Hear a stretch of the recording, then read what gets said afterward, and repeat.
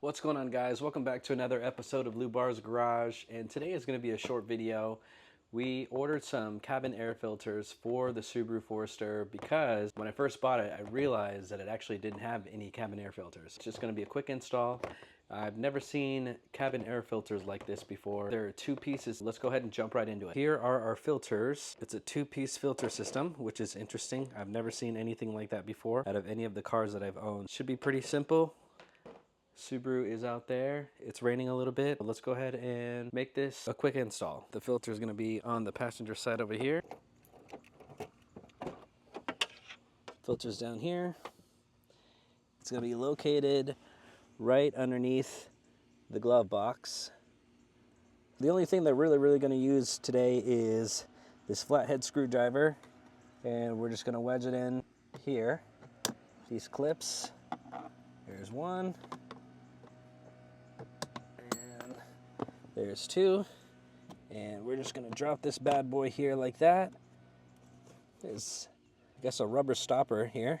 What we gotta do here is there's two filters, as you can see. If you look on the back here, it shows you which direction the air is flowing. That way, it needs to go up. So this one's gonna go in first. There's the hole there. You put this one in. We're gonna slide it towards the back of the hole there. Kind of clicks into place. There we go. Just like that. And then we'll grab our second one here. And again, up. Airflow, it's the same way. Let's get that bad boy in there. Slide that in. Cool. Fits nice and snug. There we go. We'll put the grommet back on.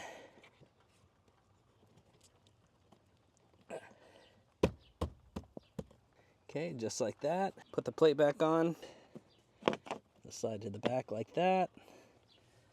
Push it up this way. We'll grab one of our clips. There's clip number one. And we'll get the clip number two. All right.